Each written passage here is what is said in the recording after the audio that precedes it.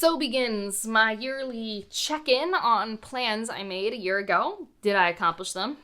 This year seems atrociously bad. And a new list of hopefuls for the following year. So these are the series I plan to start. I try to pick series that are completed. This is obviously not a list that I usually complete, but it's nice to put things on my radar. I think part of my problem is that I like to finish series, which means starting 10 series and finishing them in a year, in addition to the other series I have going on the go.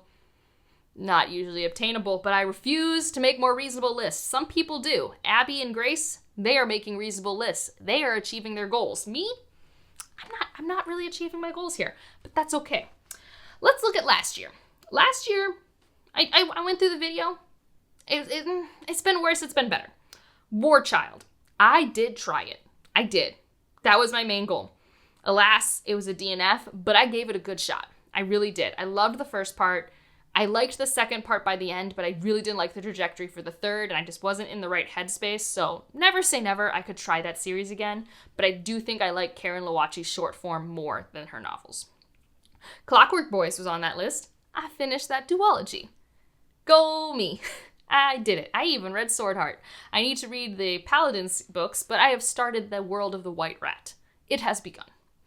Next up, we have The Wolf. This was intentionally punted. I think I am buddy reading this with friends next year, so hold up, it'll be on the next TBR, but I punted that.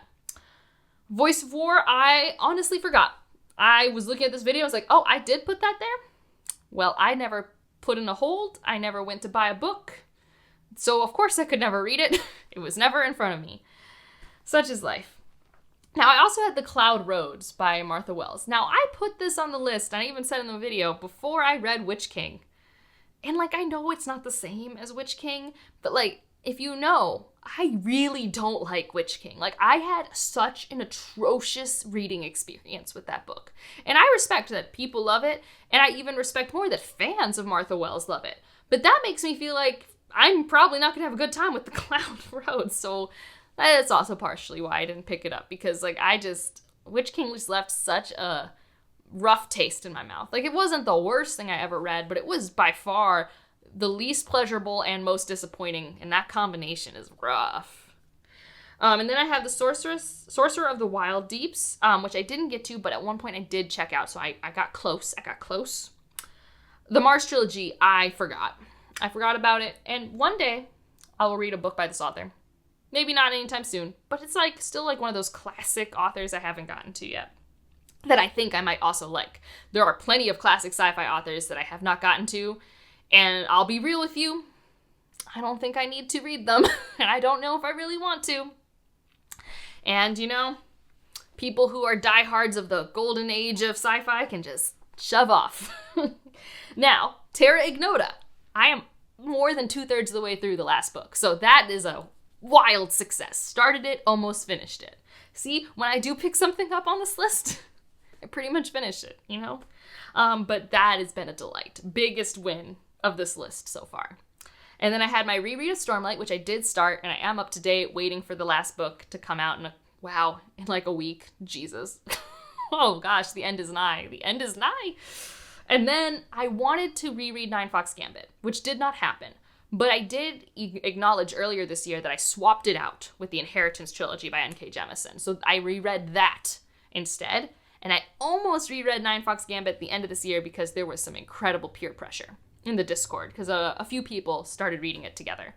And some people have finished it, and some people have paused. It's an interesting series. I still would like to have a more structured, read-along for it eventually. Maybe next year.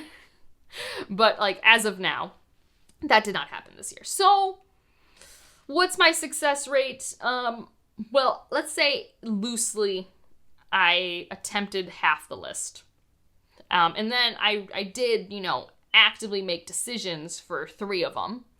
And 2 I just forgot. So, it's been worse. It's been better. All right, so things I want to do next year. The Wolf. Like I said, I think I might be buddy reading this with Ben, Grace, and Stephanie. And if not, I think I will just finally sit down and, give it a go. Might like it, I might not like it. I read the first page of it this year, and I was not in the headspace. I was like, oh no, I do not need a dude walking through the rain into a tavern right now. That is a cliche setup that my brain is not ready for. I was just like, woof. That doesn't mean it's going to be a bad time, but like my brain at the time was like, I am so bouncing hard off this intro paragraph, it's not even funny. Now, I do want to still try The Sorcerer of the Wild Deeps, especially because it's a novella series. It should be easy. I have been wanting to read it for years. So this is my, please, by the time I'm reviewing this video next year, have you read it, Angela? Have you done it? Have you picked it up? And the audio narrators sound really good. I just think I want a physical to read with the audio. Like, I have listened to the audio for a few minutes, and it sounded really cool. And now, we have some that have, like, kind of been on previous lists. So, Nine Fox Gambit. I'm not, like, for sure saying this is going to happen, but I would really like, next year, especially because Stormlight's done and everything like that, I would love to set up, like, a series read-along with some friends. Have I reached out to anyone yet? No. But I think I'm going to try it. I think I'm going to try and see if I can get some people together and do some live shows, do some reading sprints, have it in my Discord, because it is a series that people are going to love or hate. It's a very you bounce on, you bounce off series, but it's always enriched by discussion, especially because there's a lot of confusion. So you can unpack the confusion of, am I supposed to be confused or am I missing something versus, there's a difference there. And also how people can connect the dots. And having read the whole series, I can kind of be a guiding force sometimes, I feel. I don't know. Cautiously. That's something I would love to do. Deshauna, at Deshauna, I think her channel is just called Deshauna C. If you haven't followed her, she's lovely. I've been following her since I've been on BookTube.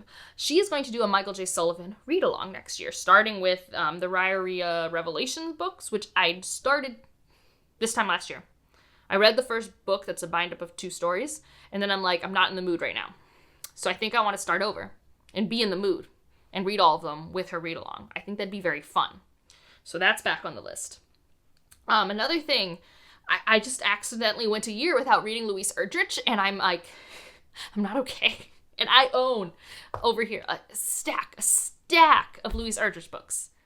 So I want to just, and they're all in the same world, like our world, but like they're all with the same community and families and stuff. I need to read them. I need to. So I'm going to put Love Medicine here as the holding place. But just the intentionality, read a Louise Erdrich book. Goodness gracious. That's where I'm at. And then Malazan. I'm going to restart Malazan. Woof. And I'm nervous because rereading most of Gardens of the Moon this year made me realize how different Malazan is versus what I wanted it to be when I started. And it's not meaning that what Malazan isn't good, but it's like, I had so much hope and excitement in this first book, and so many of these things are still present, but they aren't important. Like, what's important to me is not important to Steven Erikson, and I have to accept that. But I also might be a little sassy in some spoiler videos if I choose to do this. So, bear with me. I am not a hater. I'm just a little critical. Just a smidge.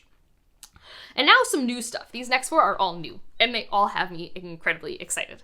So, we got the Trader Baru Cormorant, which has been recommended to me a lot. And I accidentally just got introduced to this again because Exordia, by the same author, is one I put on my sci-fi Goodreads list. And so instead of reading that one book, which would be reasonable, maybe I'll read this series. And actually, I don't know if it's completed. I think it is. If it's not completed, I guess let me know. That won't stop me, but I would just like to know.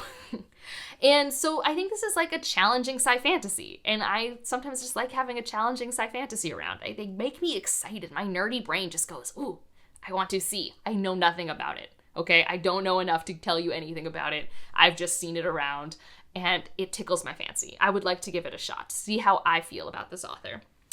Now, we have the Jua. Is that how I pronounce it? I don't know. There's the Jua universe by Aliette de Bodard, and she intimidates me. I've read one novella by her. It was not in this universe. And I didn't love it, but I also didn't hate it. And this universe has, like, the prettiest covers I have ever seen.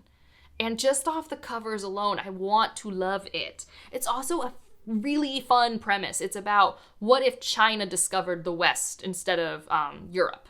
Okay, so the Americas were discovered by China, so they got a leg up. They didn't become as isolated. Basically, the whole course of world history changes. And what does that mean for space?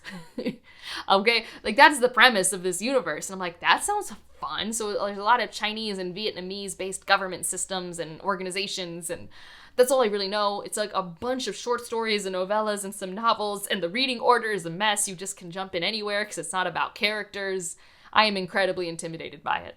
If you have read it and have any guidance, and like, I have read her website, I have read Reddit, I'm just gonna try my best. I don't know what cover I even put here. I want to read this. I want to try it. I want to like her stuff. Because the covers are so pretty. They're just so pretty. And then I want to read Bejoled's Fantasy. I've been reading her sci-fi.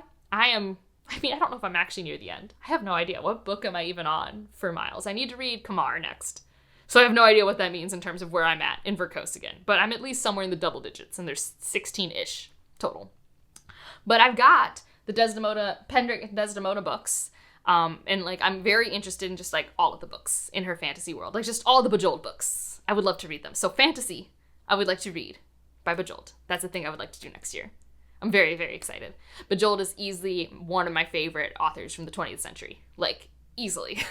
Like, this is just wild. So good. And then people will be very excited in my Discord. I almost forgot about this series, and it's not finished, but I don't even care. That's how excited I am to read it. And it might be finished soon. Who knows? Maybe we'll get an announcement for that third book. We have no idea. But no God, no monsters. I need to read this. People in my Discord are obsessed. They love it. They love the second book. I've read this guy's short stories. I like his short stories. I need to read this. I think it's more urban fantasy.